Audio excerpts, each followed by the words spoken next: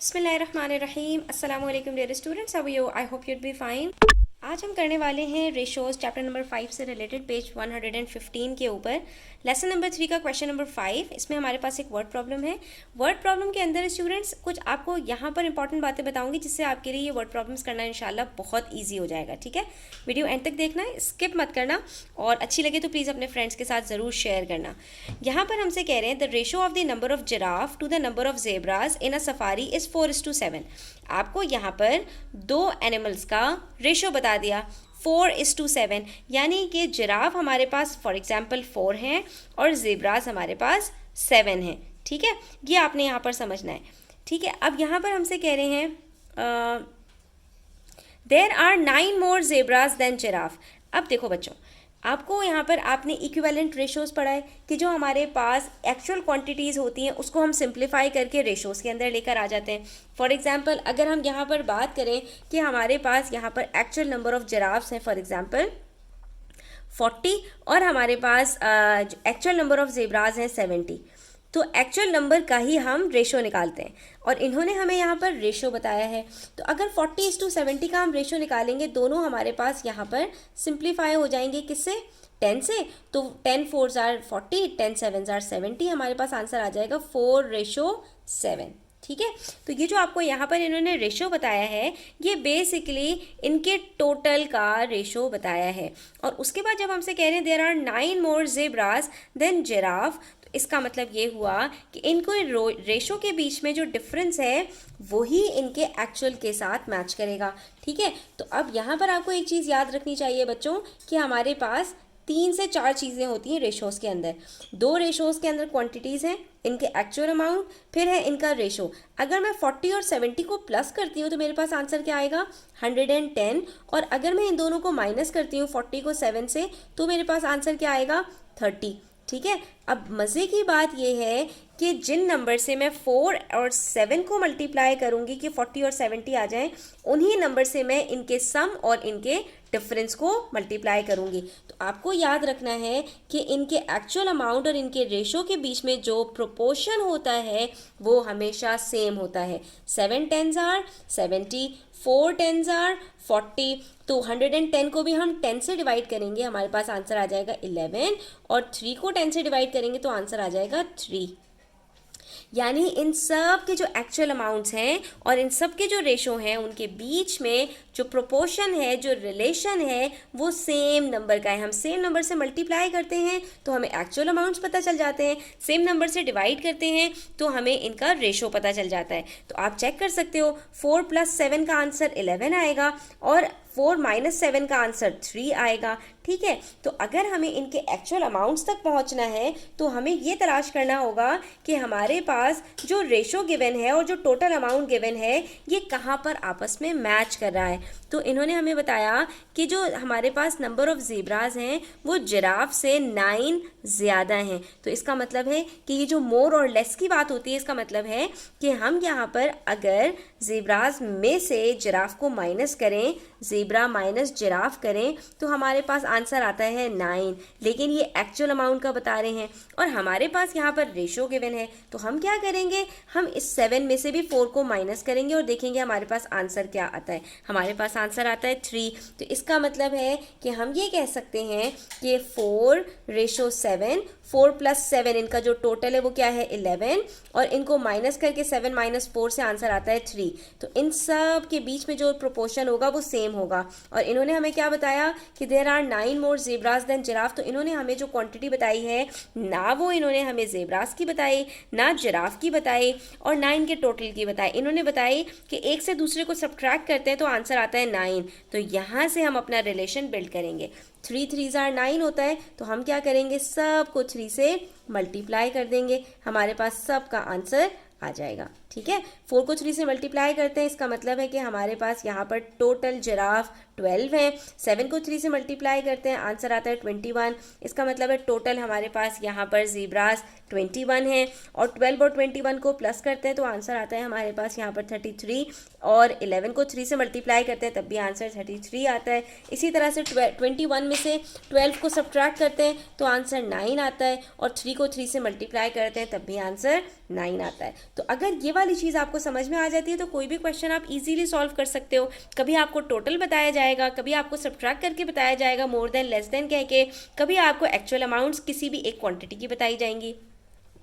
अगर इन्होंने हमें ये बताया होता कि the ratio of the number of giraffe to the number of zebras in safari is 4:7, ये रेशो बताने के बाद हमें बताते कि देयर आर 12 जिराफ, तो हम क्या करते 4 और 12 को हम कंपेयर करते, ठीक है। अगर इन्होंने हमें बताया होता देयर आर 21 जीब्रास, तो हम 7 और 21 को कंपेयर करते, तब भी हमारे पास आंसर 3 आता, 7 3 21 होता है, ठीक है। अगर इन्होंने हमें यहाँ पर ये बताया होता कि there are total 33 zebras and giraffe, तो हम 11 और 33 को कंपेयर करते। इसी एक क्वेश्चन से हम सारी चीज़ों को फाइंड आउट कर सकते हैं, ठीक है। तो हमने क्या किया, हमने कहा कि ये वाला हमें बताया था ना इन्होंने कि यहाँ पर हमारे पास जो दोनों के बीच में डिफरेंस है वो हमने यहाँ से कैलकुलेट किया 7 को 4 से माइनस करके, और एक्चुअल इन्होंने डिफरेंस हमें बता दिया 9 का, तो हमने 3 को और 9 को कंपेयर किया, हमारे पास आंसर आ गया 3। इसका मतलब है कि 3 यूनिट्स बराबर हैं 9 के, तो 1 यूनिट बराबर होगा 9 divided by 3 is equals to 3। और फिर इन्होंने हमसे क्या पूछा था कि what is the total number of giraffe and zebras, इन्होंने हमसे ये टोटल पूछा था, तो हमने 4 और 7 को प्लस किया, हमारे पास जो टोटल जो रेशोज़ का है वो 11 है, तो हमने 11 को इसी 3 से मल्टीप्लाई कर दिया, हमारे पास आंसर आ गया there are 33 giraffes and zebras in total, ठीक है। इसी तरह क्वेश्चन नंबर 6 सॉल्व करने की कोशिश करते हैं। अब देखो यहाँ पर हमारे पास कितनी क्वांटिटीज़ हैं, क्या कर सकते हैं। तो the ratio of the length of the string A to the length of string B to the length of string C is 2:4:1। यहाँ पर इन्होंने हमें एक्चुअल लेंथ नहीं बताई, तीनों का रेशो बता दिया, 3 है अब यहाँ पर क्वांटिटीज़, ठीक है। तो अब यहाँ पर बगैर आगे बढ़े जो चीज़ें हमने यहाँ पर की थी उसको हम सबसे पहले बिल्ड कर लेते हैं कि यहाँ पर हमारे पास 3 स्ट्रिंग्स हैं, 2:4:1, इन तीनों का टोटल क्या आएगा 2 + 4 + 1 इज इक्वल्स टू 7, यानी इनके जो टोटल का रेशोज़ है वो 7 है। तो अब हमने देखना है कि 2 का इन्होंने हमें टोटल बताया है, 4 का टोटल बताया है, 1 का टोटल बताया है या 7 का टोटल बताया है। आगे हमसे कह रहे हैं string A is 10 centimetres long. अब यहाँ पर कोई कंपैरिजन नहीं है, ये नहीं कहा इन्होंने string A is 10 centimetre long then string B या देन स्ट्रिंग सी, तो इन्होंने सीधा सीधा हमें स्ट्रिंग ए की बता दी कि उसकी एक्चुअल लेंथ हमारे पास 10 सेंटीमीटर्स है, ठीक है। तो अब हमने देखना है कि रेशोज़ में से ए की कौन सी वाली हमारे पास रेशो की क्वांटिटी है। तो इन्होंने सबसे पहले the ratio of the length of string ए के अंदर पहले ए ही बताया है, तो इसका मतलब है कि 2 के अगेंस्ट में हमारे पास यहाँ पर 10 आएगा, और यहीं से हम रिलेशन बिल्ड कर लेंगे 2 5s are 10। जब हमें ये पता चला कि इनके बीच में 5 का प्रोपोर्शन है, तो 4 को 5 से मल्टीप्लाई करेंगे आंसर आएगा 20, 1 को 5 से मल्टीप्लाई करेंगे आंसर आएगा 5, और इन तीनों को प्लस करते हैं तो 7 आंसर आता है, 7 को 5 से मल्टीप्लाई करेंगे तो आंसर 35 आएगा। और इन तीनों को प्लस करके भी चेक कर लो कि लेंथ ए हमारे पास 10 सेंटीमीटर्स की है, लेंथ जो स्ट्रिंग बी है वो 20 सेंटीमीटर्स की है, और स्ट्रिंग सी 5 सेंटीमीटर्स की है। 10 + 20 + 5 भी 35 सेंटीमीटर्स होता है। इसका मतलब है हमारा आंसर बिल्कुल ठीक है।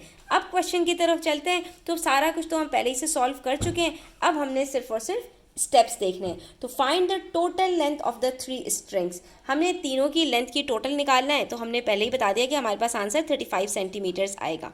अब इसको सॉल्व कैसे करेंगे, तो बच्चों हमने देखना है कि हमारे पास कौन सी 2 क्वांटिटीज़ है जिनको हम कंपेयर कर सकते हैं। तो हम यहाँ पर 2 जो हमारे पास रेशो है स्ट्रिंग ए का, और 10 जो हमारे पास एक्चुअल लेंथ है स्ट्रिंग ए की, इन दोनों को कंपेयर कर सकते हैं। तो हम कहेंगे 2 unit is equals to 10 centimetre, और यहाँ से जब 2 यूनिट्स का हमें 10 सेंटीमीटर पता चल गया तो 1 यूनिट हम निकाल सकते हैं।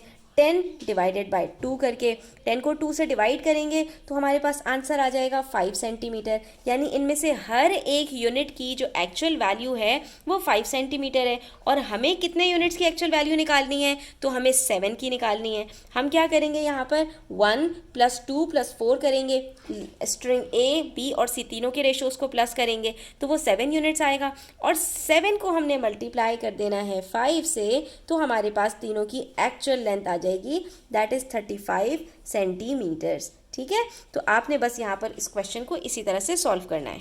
अब आ जाइए पेज नंबर 116 पर, क्वेश्चन नंबर 7। यहाँ पर हमसे कह रहे हैं the ratio of Mrs Lee's age to her son's age is 11:3 now. Mrs Lee और उनके बेटे की जो एज है उनका रेशो 11:3 है। इसका मतलब है कि इनके जो गैप है वो 11 माइनस 3 7 का है। ठीक है, यहाँ से हमने इनको जो है वो सम, और हम दो क्वांटिटीज़ हैं तो इसका सम, इनका डिफरेंस हम सब कुछ फाइंड आउट कर सकते हैं। ठीक है, आगे देखते हैं कि एक्चुअल अमाउंट हमें इन्होंने किस चीज़ की बताई है। मिसेस ली की जो एज है उसका रेशो 11 है और इनके बेटे की जो एज है उसका रेशो 3 है, क्योंकि जाहिर है बेटा छोटा होगा तो उसका जो रेशो होगा वो भी कम होगा। She was 32 years old when her son was born। इनके बेटे और इनके बीच में कितना एज गैप है? 32 ईयर्स का। जब उनका बेटा पैदा हुआ था तो वो 0 ईयर्स का था, 1 साल के बाद वो 1 साल का होगा ना, और उस टाइम पर उसकी मम्मा 32 ईयर्स की थी। इसका मतलब है कि जो इनके बीच में रेशो है 11 माइनस 3 दैट इज़ 8, तो उसको हम यहाँ पर कंपेयर करेंगे 32 ईयर्स के साथ। क्यों? क्योंकि देखिए यहाँ पर हमसे कह रहे हैं कि मिसेस ली हैं, ठीक है, और ये उनका सन है। ठीक है, तो यहाँ पर मिसेस ली जो है उनका जो रेशो है दैट इज़ 11 और मिसेस ली का जो बेटा है इनका रेशो है 3। तो इन दोनों के बीच में जो गैप है, जो डिफरेंस है वो 11 माइनस 3 इज इक्वल्स टू 8 होगा। ठीक है, ये इनका डिफरेंस है, और इनका जो सम है इन दोनों को प्लस करो तो वो हमारे पास आता है 11 + 3 14। ठीक है, तो अब यहाँ पर हमने चेक करना है क्या इन्होंने हमें मिसेस ली की एक्चुअल एज बताई? नहीं बताई। ठीक है, बस इन्होंने इतना बताया कि तो अभी की हमें बता रहे हैं ना, नाउ अभी का हमें बता रहे हैं कि अभी इन दोनों का जो एज डिफरेंस है उसका रेशो 11:3 है, और जब पैदा हुआ था इनका बेटा उस वक्त इनके बीच में एज गैप कितना था? 32 ईयर्स का। तो जितना एज गैप उस वक्त था अभी भी एज गैप तो वही होगा ना, एज गैप तो कभी भी नहीं बढ़ेगा ना कम होगा, यानी कि उसकी मम्मा उससे हमेशा 32 ईयर्स जो है वो ओल्डर रहेंगी, उसकी मम्मा हमेशा उससे 32 ईयर्स बड़ी होंगी। तो इसका मतलब है कि इनके बीच में जो एज गैप है वो कांस्टेंट है। तो यहाँ पर इसलिए हमने कहा कि ये जो 8 इन दोनों के बीच में डिफरेंस आ रहा है इसको हम कंपेयर करेंगे 32 के साथ। 8 के टेबल में 32 कब आता है? 4s are, तो इसका मतलब है कि 3 को भी 4 से मल्टीप्लाई करेंगे, आंसर आ जाएगा 12, और 11 को 4 से मल्टीप्लाई करेंगे तो आंसर आ जाएगा 44। तो यहाँ से आप चेक कर सकते हो कि अभी अगर उसकी मम्मा 44 ईयर्स की हैं और उनका बेटा 12 ईयर्स का है, मिसेस ली 44 ईयर्स की हैं, उनका बेटा 12 ईयर्स का है, तो इनके बीच में एज गैप अभी भी 32 ईयर्स का है। 44 माइनस 12 इज इक्वल्स टू 32 होता है। ठीक है, तो हम क्या कहेंगे, यहाँ पर हमारे पास जो इनका एज डिफरेंस है 11 माइनस 3 वो 8 यूनिट्स है, और 8 यूनिट्स बराबर है 32 ईयर्स के।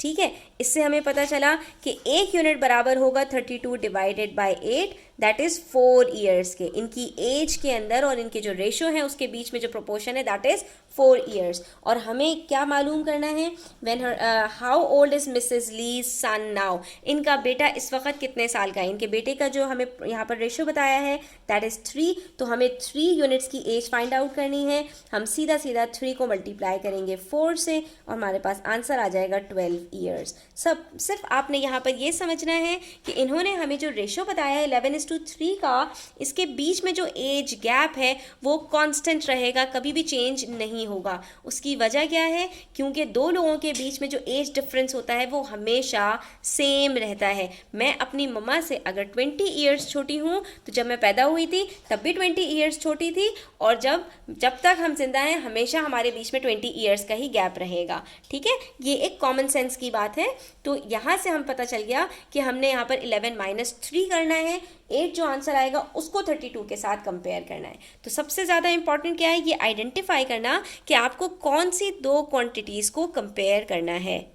Next question is again very interesting. इसमें कह रहे हैं the graph below shows the number of Pakistani stems, Singapore stems and Thailand stamps that Tom has. Tom के पास 3 तरह के स्टेम्स हैं, पाकिस्तानी स्टेम्स कितने हैं, तो 50 और 60 के बीच में यहाँ पर हमारे पास 2 ईच का गैप हो रहा है, 52 54। इसका मतलब है 54 पाकिस्तानी स्टेम्स हैं। सिंगापुर स्टेम्स कितने हैं, तो 10 के जस्ट बाद है, 2 का गैप है, तो 12 स्टेम्स सिंगापुर के हैं। और थाईलैंड के स्टेम्स कितने हैं, तो 30 और 40 के बीच में 32 34 36। 36 थाईलैंड के स्टेम्स हैं, ठीक है। सबसे पहले हमने ग्राफ से ये स्टडी कर लिया। अब उसके बाद हमसे कह रहे हैं what is the ratio of the number of Pakistani stamps to the number of Singapore stamps to the number of Thailand stamps that Tom has. तो हमने तीनों को कंपेयर करना है। सबसे पहले पाकिस्तानी स्टेम्स कितने हैं 54, उसके बाद सिंगापुर स्टेम्स कितने हैं 12, और उसके बाद थाईलैंड स्टेम्स कितने हैं हमारे पास 36। तो हम यहाँ पर तीनों को कंपेयर करेंगे। कैसे कंपेयर करेंगे 54 रेशो 12 रेशो 36। अब ये तीनों नंबर्स हमारे पास, सबसे पहले हम इसको 2 से सिंप्लीफाई कर सकते हैं। तीनों इवन नंबर्स हैं, ठीक है। 2 2s are 4, 1 बच गया 14, 2 7s are 14, ठीक है। इसी तरह से 2 6s are 12 और 2 1s are 2, बचा 16, 2 8s are 16। अब ये तीनों नंबर्स 2 से सिंप्लीफाई नहीं हो सकते, 3 से चेक करें तो 3 से सिंप्लीफाई हो सकते हैं। 3 9s are 27, 3 2s are 6, 3 6s are 18। तो हमारे पास इनका रेशो क्या आ रहा है 9:2:6, ठीक है। उसके बाद कह रहे हैं find the ratio of the number of Thailand stamps. Thailand के स्टेम्स कितने हैं 36 to the total number of stamps that Tom has. तो टोटल कितने हैं यहाँ पर, तो हमने क्या करना है 54 + 12 + 36 कर लेना है। तो 54 में 6 प्लस करें 60 आंसर आता है। 60 + 30 = 90, 90 + 10 = 100, 100 + 2 = 102। तो हमारे पास इसका आंसर आ रहा है 36:102। तो सबसे पहला जो हमारे पास आंसर आया है सिंपलेस्ट फॉर्म में हमने रेशो लिखना था। पहले का हमारे पास रेशो आया है 9:2:6, ठीक है। पार्ट बी के लिए हम क्या करेंगे, पहले तीनों को प्लस करेंगे 54 + 12 + 36। इसका आंसर हमारे पास 102 आएगा। टॉम के पास टोटल 102 स्टेम्स हैं और इसके बाद हमने इसको सिंप्लीफाई करना है। तो 36 को 102 से सिंप्लीफाई करना स्टार्ट करें, दोनों को 2 से सिंप्लीफाई करें। 2 18s are, 2 5s are 10, 2 1s are 2, और फिर दोनों को 3 से सिंप्लीफाई करें तो 3 6s are 18, 3 1s are 3, 2 बचा 21, 3 7s are 21। तो आपके पास इसका आंसर आएगा सिंपलेस्ट फॉर्म में अगर लिखना है so the ratio of the number of Thailand stamps to the total number of stamps that Tom has. अच्छा, अब यहाँ पर हमारे पास स्टूडेंट जो रेशो पूछ रहे हैं सिंपलेस्ट फॉर्म में, यहाँ पर इन्होंने नहीं कहा, ऑल्दो क्वेश्चन में यहाँ पर इन्होंने हमसे कहा था। तो हम इसका एक्चुअल अमाउंट भी बता देते हैं 36:102, और उसके बाद उसको सिंप्लीफाई करने के बाद हमारे पास आंसर आएगा 6:17। तो आप इसको किसी में भी एक्सप्रेस कर सकते हैं। आज के लिए बच्चों इतना ही। इंशाल्लाह नेक्स्ट वीडियो में मज़ीद क्वेश्चन सॉल्व करेंगे। तब तक अपना ख्याल रखिए। चैनल पर नए हैं तो सब्सक्राइब करते जाइए। वीडियो अच्छी लगी हो तो लाइक करें, अपने फ्रेंड्स के साथ ज़रूर शेयर करें। टेक केयर, अल्लाह हाफ़िज़।